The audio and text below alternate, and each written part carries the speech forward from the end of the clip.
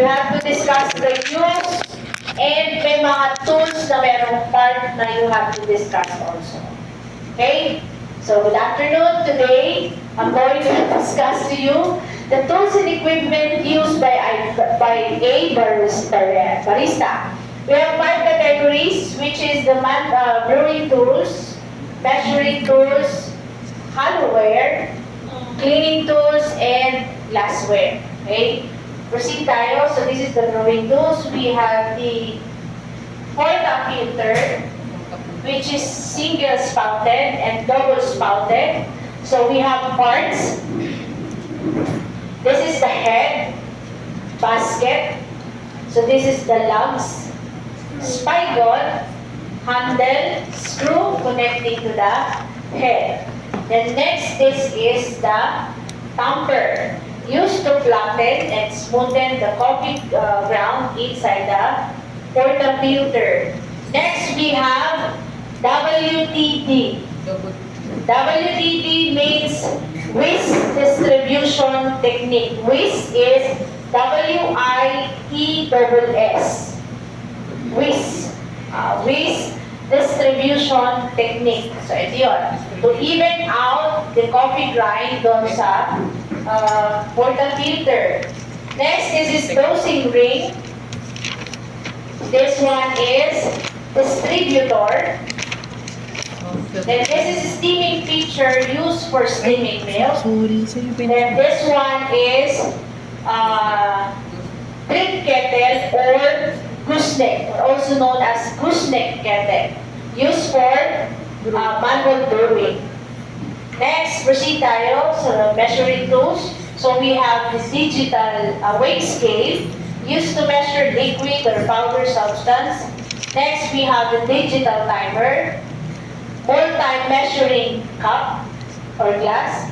Next, we have the analog and digital floating thermometer. So, used to measure the milk kasi meron tayong standard, which is 140 to 160 degrees Fahrenheit. Then next, we have the coffee scooper, 10 grams ang standard, sukat.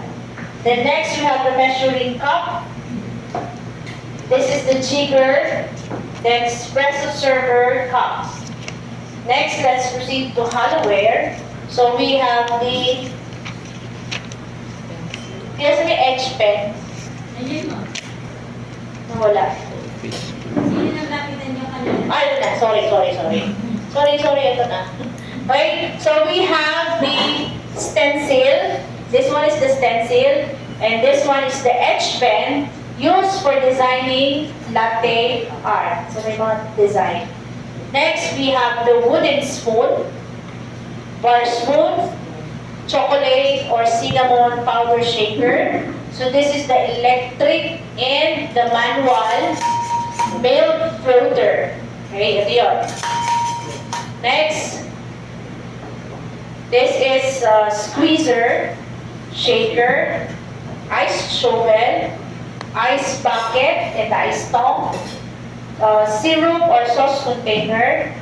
Then this one is whipped cream dispenser or whip it. So we have parts. This is the body, head valve, Victory ALVE.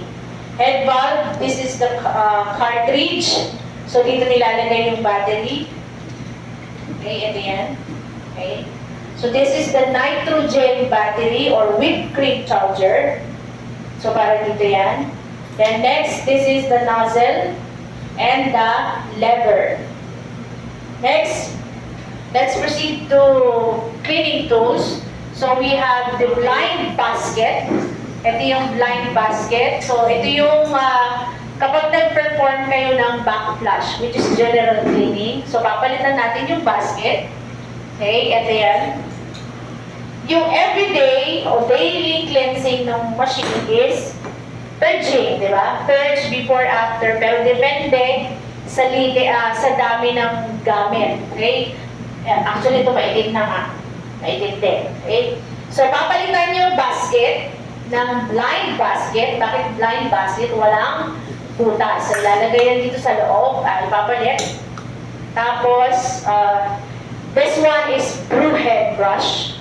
Para dito, sa mga excess coffee na nasusunog sa may shower head, banda. And ang purpose nito is this one, the espresso machine detergent powder. So, isang scoop, yan for example.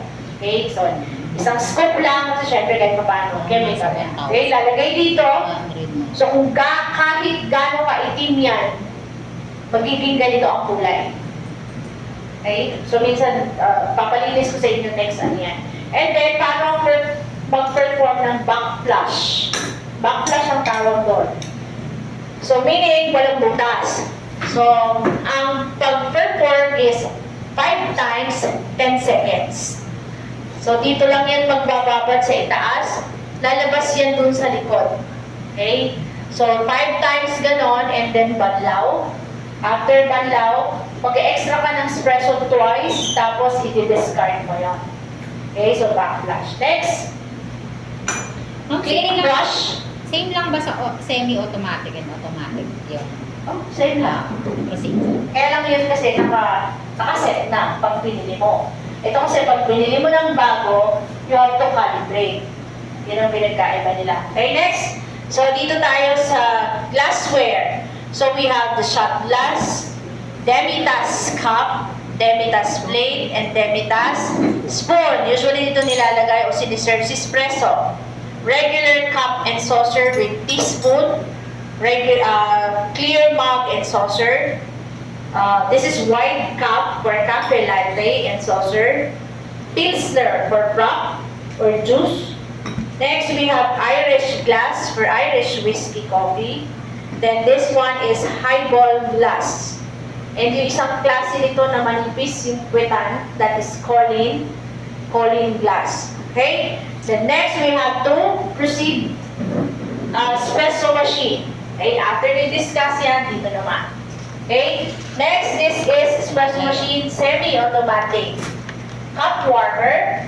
So this is cup warmer. Next, control panel.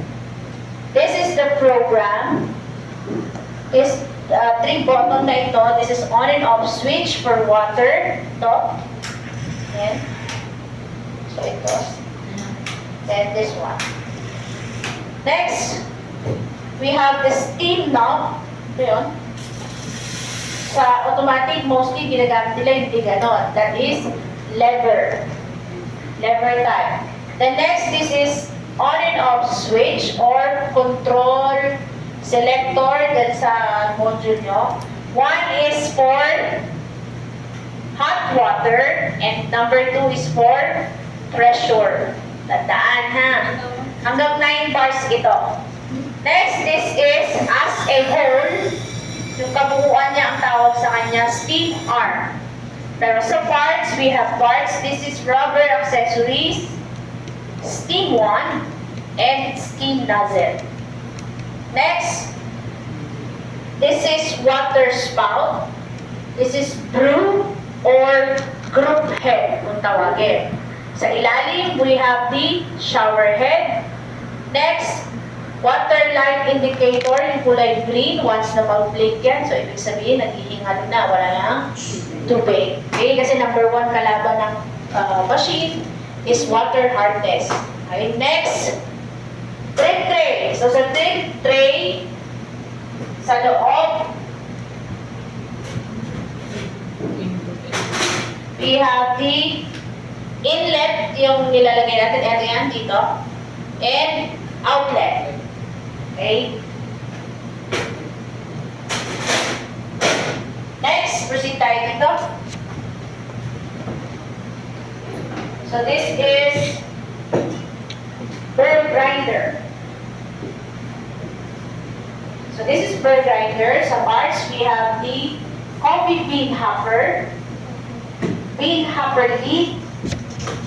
This is the stopper to control yung coffee beans. Then this one is the adjustable collar or grind setting selector na sa inyong module. Then this is the body, on and off switch. Then this is the doser, ito yan. Then this one is coffee chamber. So dito lumalabas yung coffee na grind. Then inside the coffee chamber, we have the adjustable pie and adjustable screw. Then this one is big stopper. And yun.